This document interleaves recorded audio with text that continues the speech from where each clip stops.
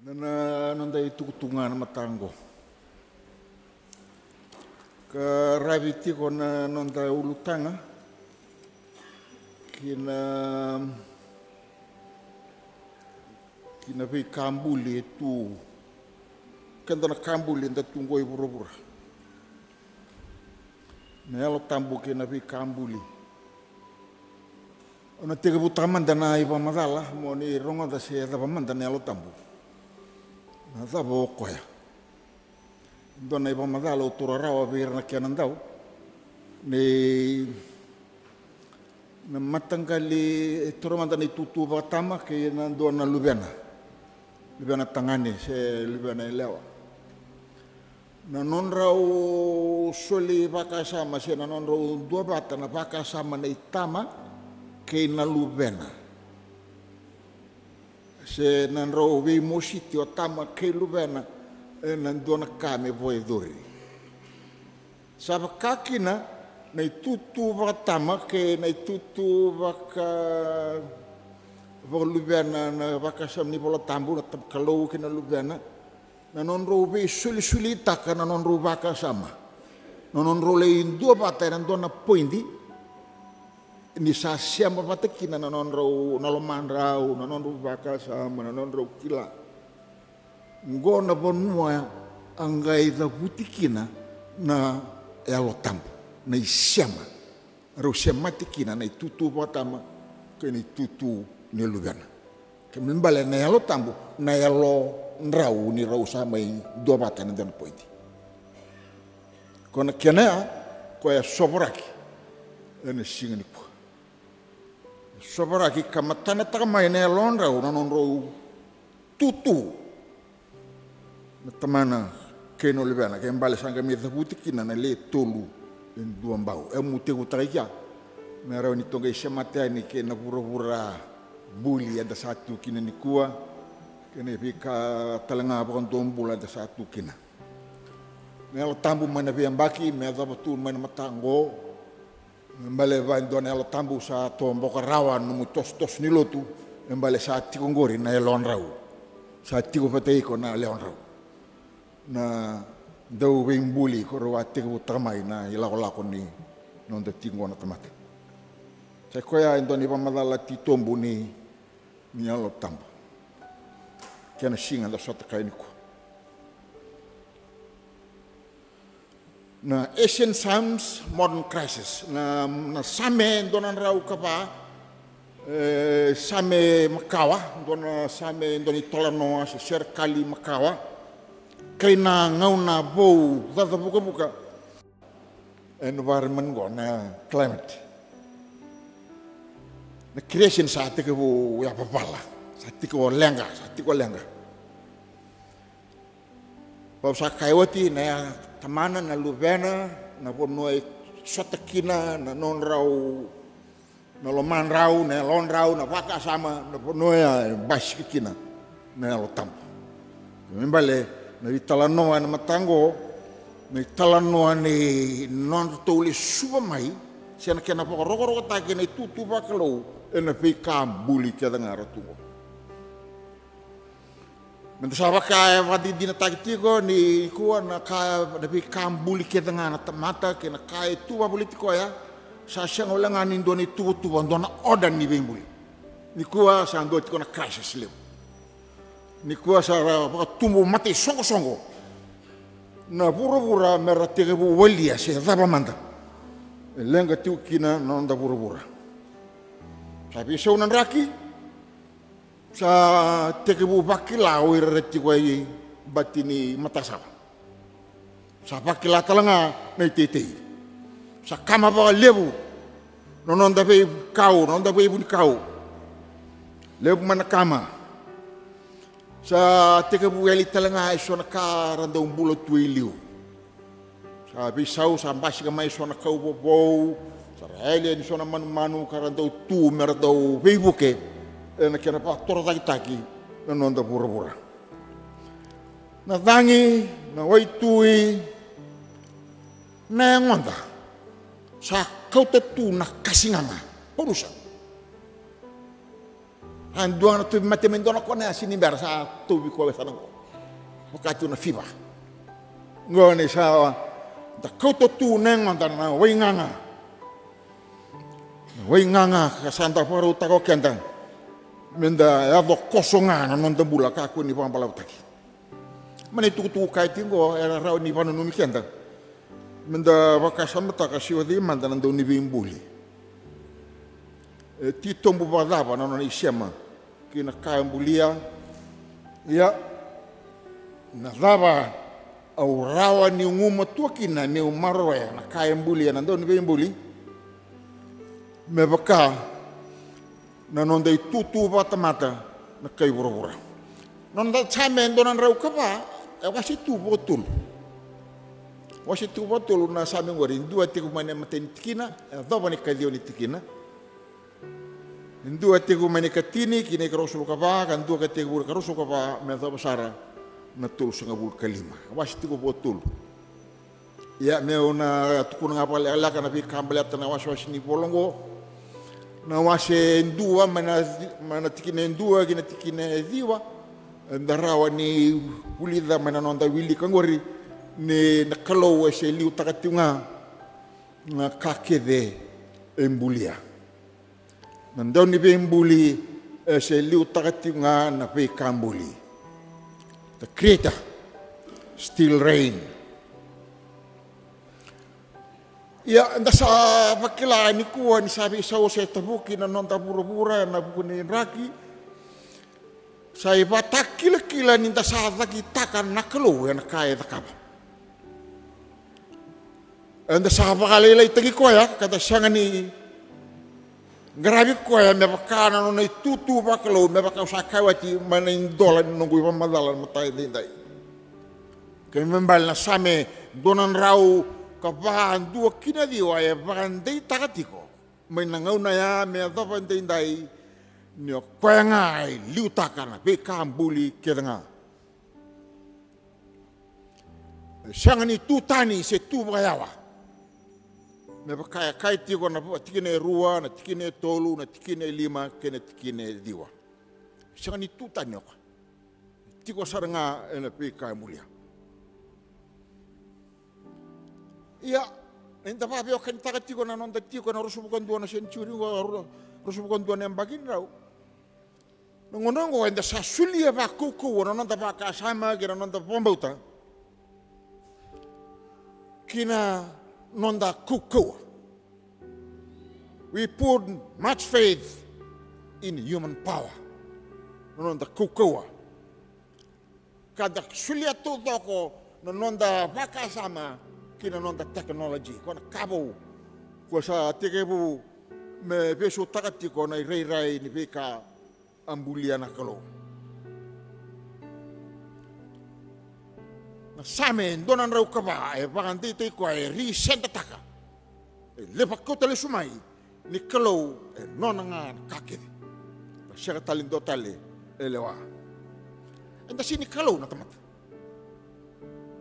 enda sini kalau wak menda sate ke bu explode siapa dada na buru senda pa sam taka na kai tu obliga enda sini kalau kanda songa na lawa bulangi enan dona bonua kembali bulangi tiku ngapa lagi tos iya nonton tiku apa lagi kena mawe pakila apa matutu nonton pura-pura karonika katiko mereka tini tikina kenika rosom kotol ni tikina separo takati ngana kalau nak kakedi membaletira na kambuli. Sini dua na kaibo. Si baru tak kami nangunea medobong. God still provides through nature. Kaya dua na kenandau. Kaya banggo kela. Kaya kau biar rawatan ng bulatau mundo. Mo rawatan ng bulatau mundo. Dona kamo staditak. Tadi takana no mubio kani kena ve kambuli kedanga. Keba ave rata na bulatau. Mo bulida na peka era tua politiko. Dona kene paritaki. Dungo na tu vale sartunga na tuo.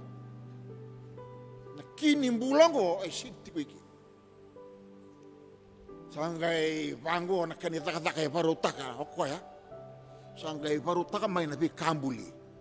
Kambuli na kambuli sanggai pirtaka mai dona vangi va mai wa. Oxygen. Pirtaka mai. Yau sanggai buta ni na vangi vango. Carbon dioxide. Pirta yani tingo bokoya rawatan bulan kambulia kana pe kau na puni kau na okoya sanggai pirta mai na vangi va. O sangga me mbula kina kembali bale ke rausa na be soli ke na be kambuli go me urawa ni umbula tormanda na tikina kembali bale me nangonea me zabongo na kelo se tiunga na daga dari umbulai na idengungo re lei wale pasale buna bola mateni ku sa bolati una nonta lako poto toluti una lewi ni bunua sentang wane nga santa tos. Hembal lembuno gore siya kasarang ani nomu molilay. Sini nom. Iya sangkay baru takan nakalo na pay kay tu. Siya takat ti ko nandaw ni samen go na nona. Pay baru takin nakalo. Merawati kina ng bulang go. Membal na tudo ko ni kabayalo spiritual reality. Batakilato ko na same don rukapati ni kina rusuko tolo batakilati ko no rawa ni semati ko ati nga natamate kina pe kambuli me pororo tai kina naklo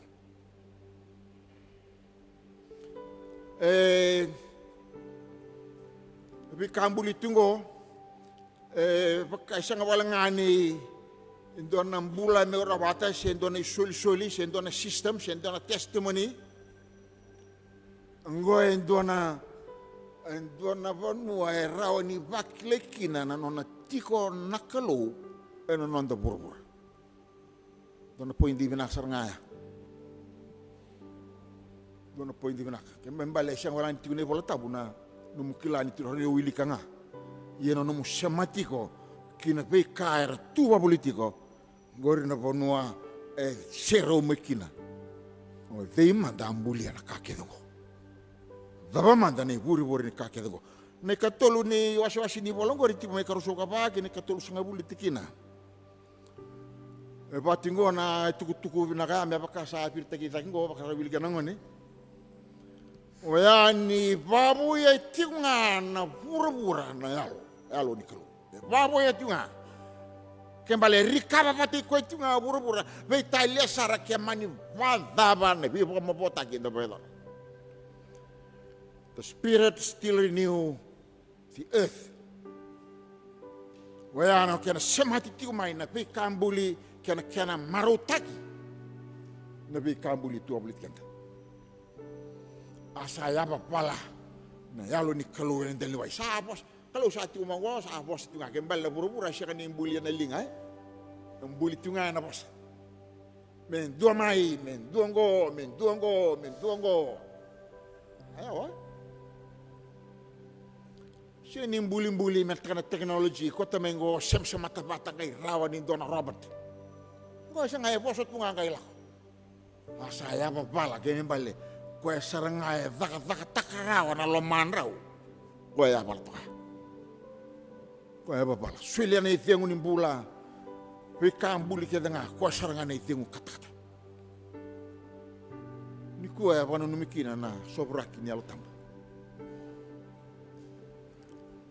Na ipakategi po saan tapos tunatamata sa siyang tunya pala anokot. Sangay sosomakiwa na itingo ng bula. Tosomay mateniana mateni yung buli maya. Hanggang lakamay nataka kinawasiruan gota lendo talaga yung buli. Sarto retiro ta tise peli tupat na lenga na tangkayan na rere ngai kani kurumbu ngai lutu mai nei dego bakana tangi buka dego ngai pasine itu nol mani natanya tingo siani tutan natanya tingo ngai pasine itu nol mani na kau abate ngai tundo kira tamate itu ba me tukuna ni na lenga kei wura. Tundo na tamata. Ni tuwana kau ni kalau. Kena singa ni kuah. Kena singa ni kuah. Vidana kalilebu tiko. Sawa siya patul beki muni na ba kasama ko. Matay ni mas na matay tikina. Me daba ni katul sabu kalim ni tikina. Nabe tambanga una kedenga. Tambanga una kedenga. Ese vaga tiko na yalo ni kalau. Na kenda maliwa. Nonona tiko, nonona vi baba utaki, nonona vi ngovi reviving kaina restoring. Peta kaba tungango na yalo ni kalau. Sa musinga bango sa sasanga sarangai paling bula menduana kiani antibiotik. Kait ko mesala ni nonong bulo ko ya. Namo ni mati ni sa tike bu krem mai na masela. Ati ko apa palamai. Ia na ve kambuli kedengango nona nandau ni bembuli. Na maboa ni ve kambuli maboa ni masela maboa ni kapo kan maboa nonong bula kilana kena idula ode. Ko nandau ni bembuli. Mbale ni udah buat tiko na abi bui ni yalo tambu. Kalau rengo na sama na kena wase endonan rau kapa. Itu lah kali baru ni udah buat bikin ni. Kini matai na kaba tu kengo na ecological renewal. Mena kena babui. Nabi babui ni bikai tu abuli kenta.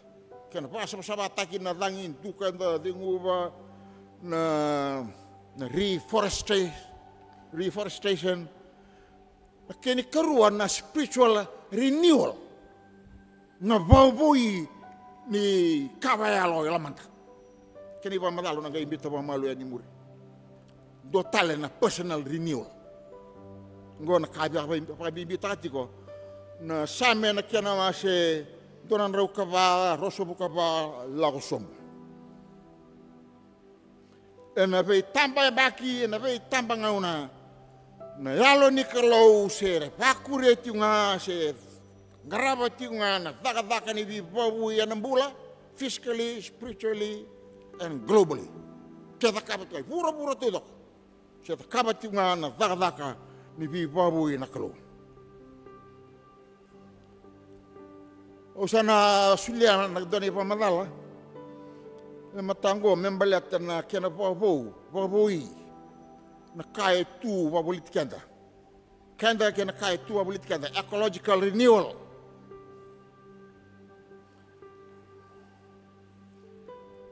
Sa na babui ni bika bula. Tu wenonda pura.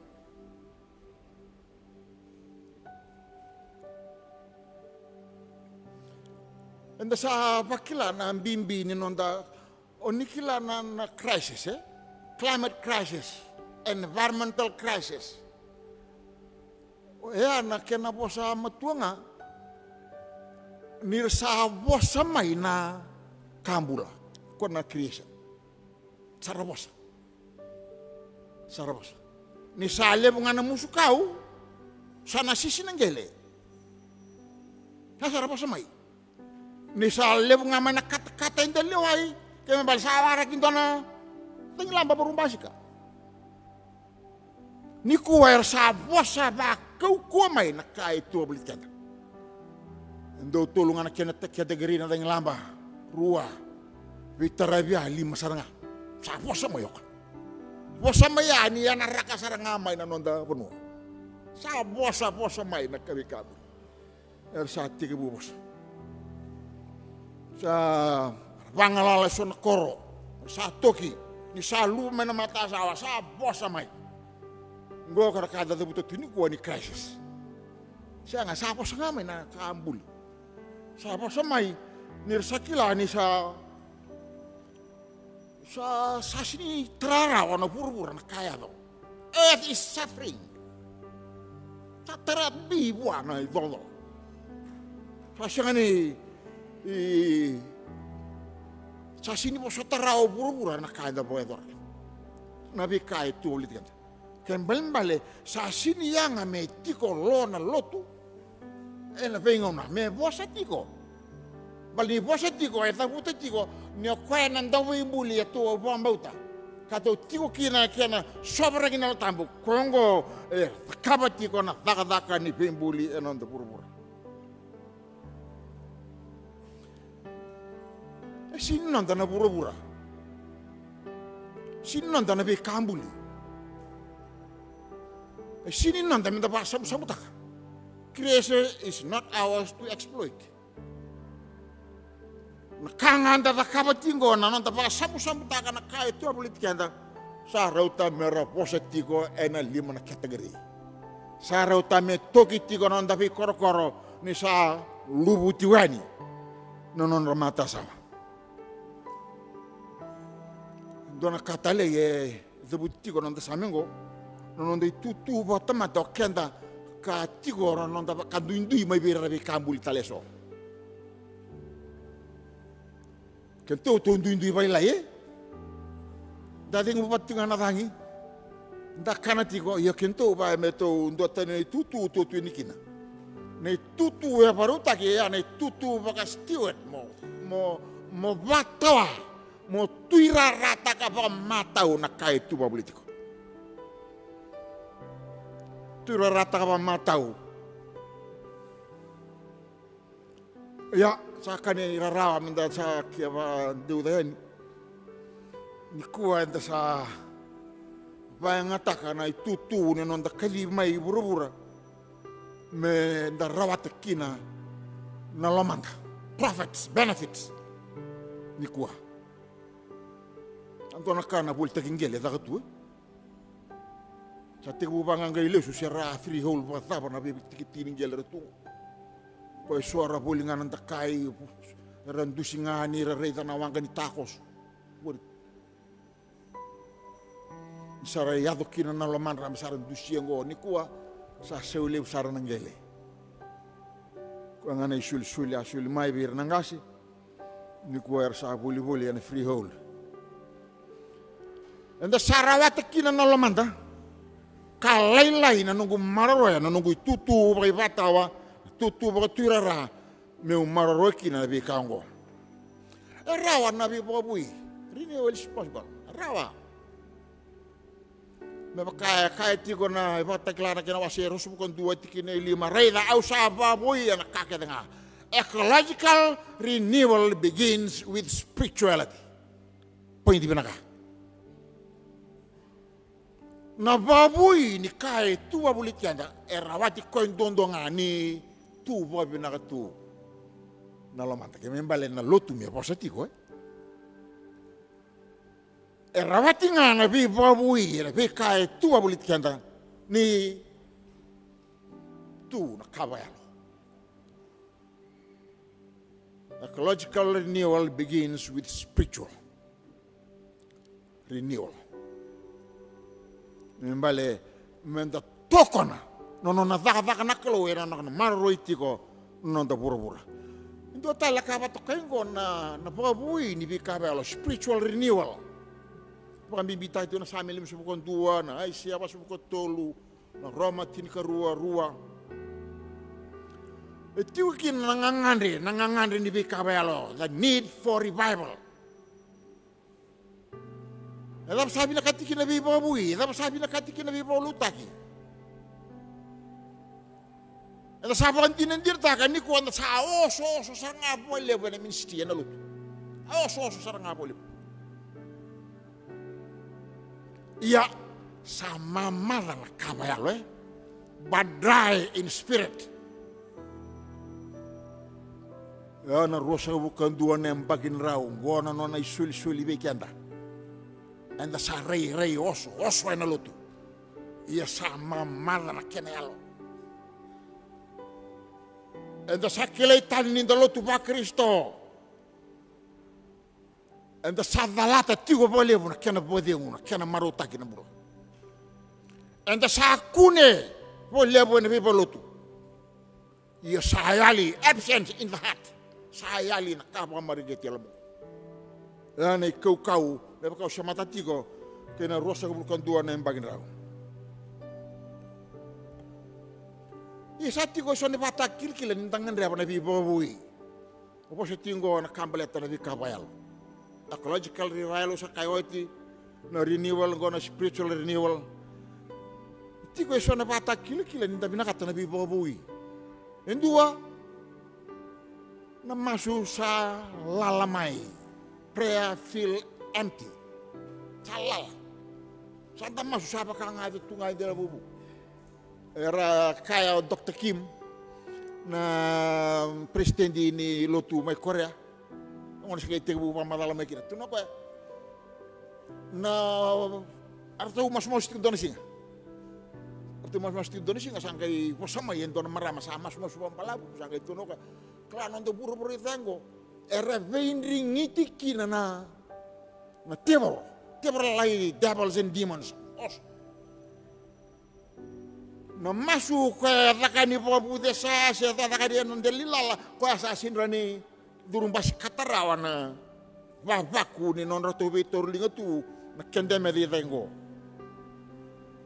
sasin rawa ni takoso kembala masuk takapa po desa na masuk takana delilala del ni durung karano ti ko desa kani durung bas kat iya na masu nga takaya buta kia na pambauta. The expression of faith is prayer.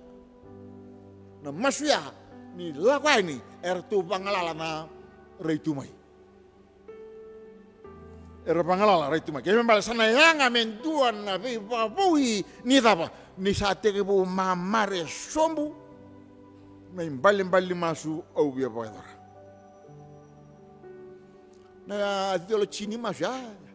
Na prayer theology. Waya ni ako na ibakan Diyaw, na maso na ibakan Diyaw, expression of faith. Kembali faith doon nga rani durung basikat na kaya lati baka mataw. Kaya ngay payahan na maso en dua, membita na kaya ngay luto na niyo. Satu nga ni doon na maso ya, kauti kwetaki. Na kena bambuta.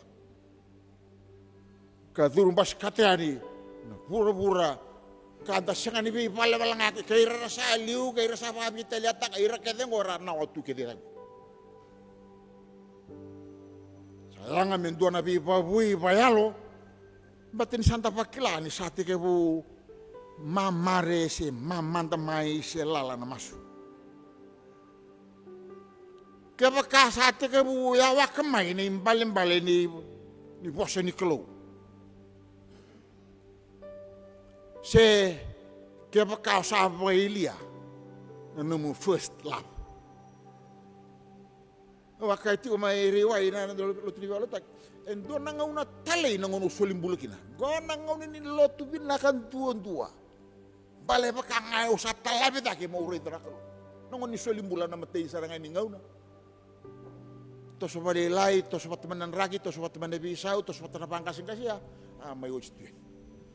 Aba kami kinan daw tungan na ray tungan ni pamadalat ko sintor kaldi na ito. Iyan nangaw na talay nangaw na. Kaya bakati ko, nangaw na pinakati kinabibabu, yamole sumatali nangaw na. Nangaw no sabi, tunga kinakamasu, na nagusuli ng bulang ko. We need revival. Berarti ni sa yali mai nogo first love pat kay ko alam tingo. Kembali kaya pagkaroon nga pamadalan ko, God is not interested in spiritual maintenance. E siningalatan na kalo na pingrabi pagluto pepada. Ang pa paglibo ko ya may yato mai na bibaboy transformation. Bisa ulit tamat. Yan na pakasama ni spiritual renewal. Kaya pa kami bibita ko na same doon ang raw ka ba. Ito talang ko na personal renewal na bisaw ni tamat. Nung bisaw. Nung bisaw, ay nabisuta ka rin ng identity. Barta ka may riway ng bongya. Nung buga identity o pamibitagati ko na nonda ready kanda na image. Noreya ready ko asa na reflect may ni identity yung bitay. Identity sabi po no kada nga wala kina sa pinakatikin ng ID. Kaya mo itamba melawani. kermui tambo mala roeni na identity tingor ba ka sa takot ya ngari na mo image na likeness ana identity tingor biko na lako tingor ke kaya tingor na identity ya una kota tak taliwa ni lako ni ba ngona identity o sule mai pie ke ba mai maboy ke na identity siya mai mboko kaya na le yeli tawna kina nei re ya ko teni personal renewal. O ya me visa una identity tigori. Kaya kasa oboilia the image and the likeness of God. Ngona ngona binaka me policy makina. Me lo rai tale matangu na rai ni bimbuli kada katuma. Me lo rai tale mai. Kuni bagarere beire so. No mai tobo no mai valvala. No mungangande telenga me visa yo desire. Kaya na sala mo muria direction may bisaw. O natinia na baka sa monggo na totalibu no balap. A modern world in a need of ancient song. Na pura-pura bongo na kenangan rebi na same kara tingor na don same. Kona ancient song, kona same makawa. Buro-buro sati pata kena overload information, sati ko kena technology na kena kauan na dapat talent dapat kaba. Iya sana yang ame kaulo sumay na sami. Merau sama bata kena buro-buro po untuk tu kena gona modern world.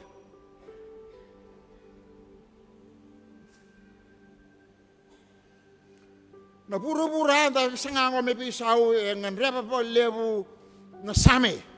Ngan reba po lebu na serikali karapolai tu enon donum budul lembak sauti samen don rukabai polai main donon dolu serta kana kelo serta kana kabaya lo tarawata serta telangana takanya lo tabu me to betuniku iya ke pakasa polai mai en bereida se kuang ngai loiko iya ko sana apa susah ngamai Sahabat laut serangana non toi tuku. Ndrausa na pakuria na bembuli meza pana yala la keburu. Meza talangana ipato tu keburu. Ndrausa na pakuria. Kaya mbale rupa tumbuka ma ya me ado mengo. Ia ni dengu ni bula asuli mai na matai ni bembula. Pu. Sobra ki mai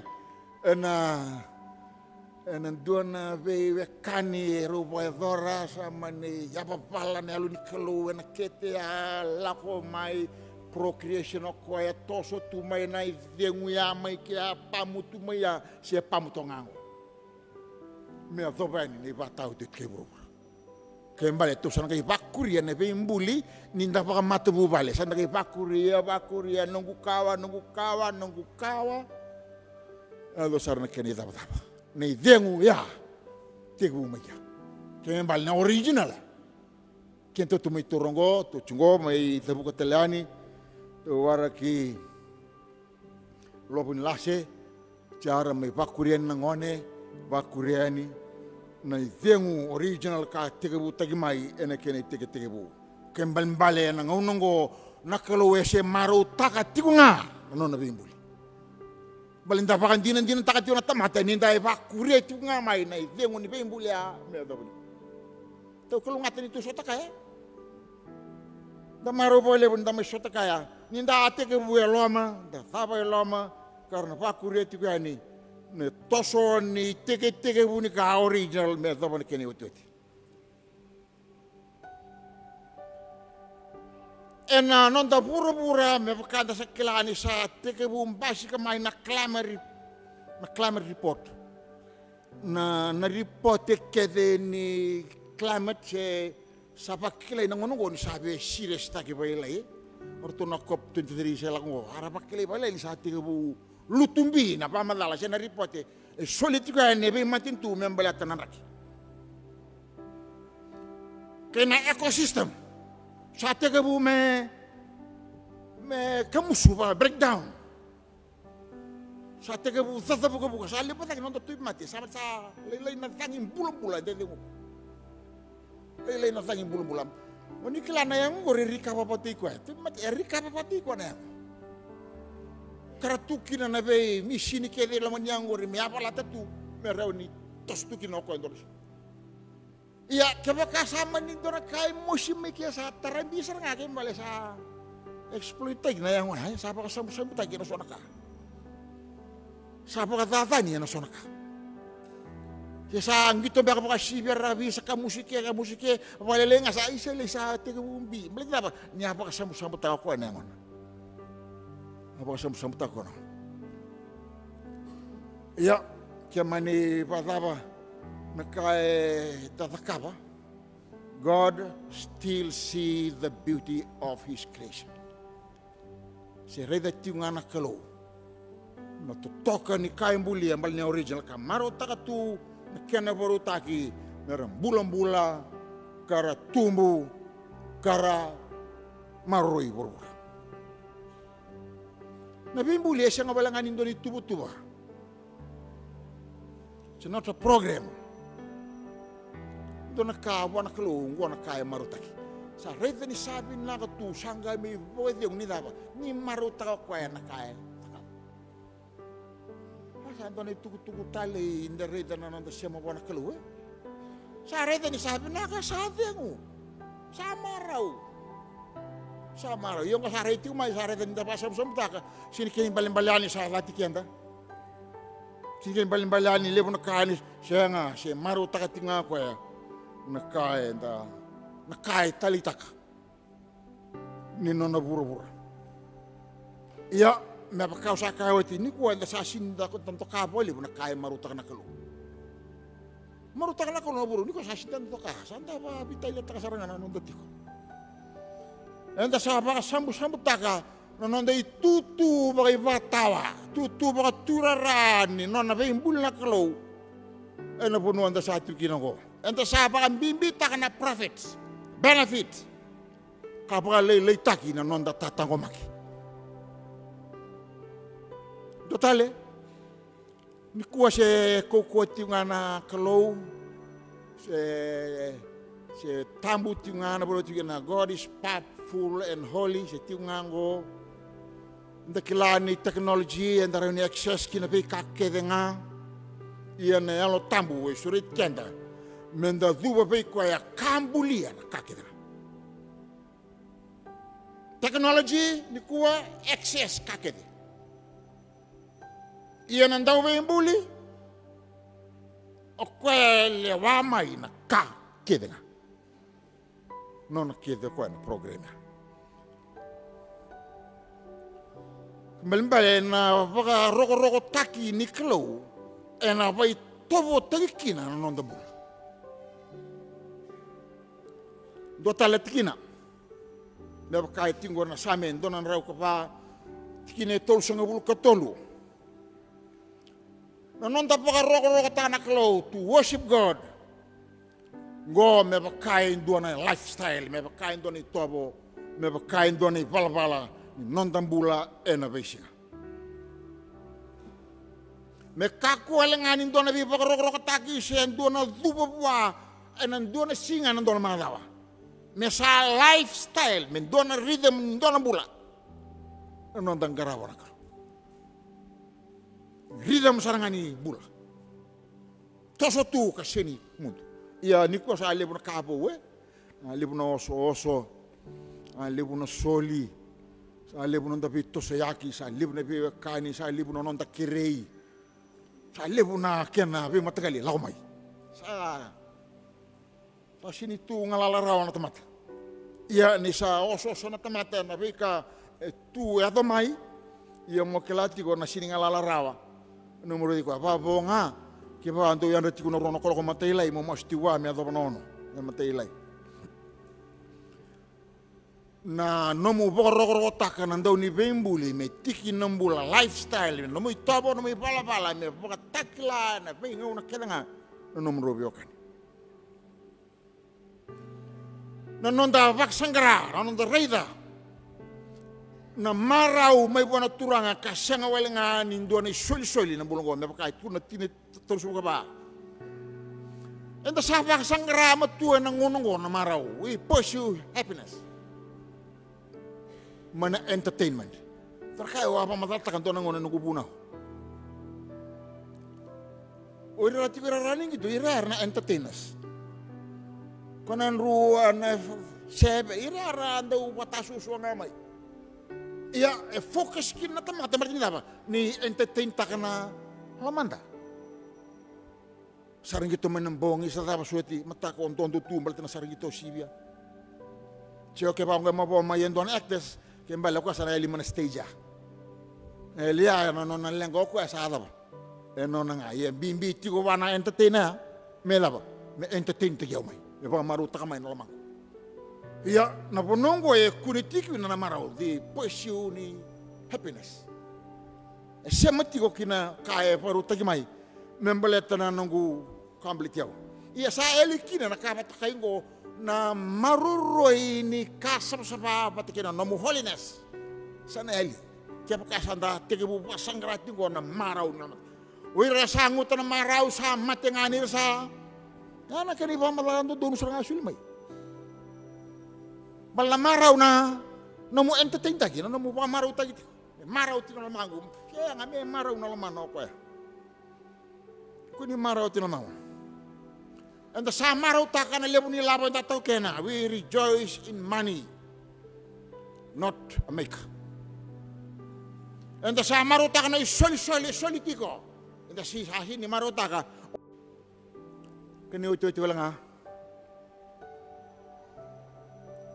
Sayang ha, menda pakasangkara, menda nganrepa. Ibay na po nuwa tiko kina. Nandaw ni bayin bulit. Tikina torso buka lima.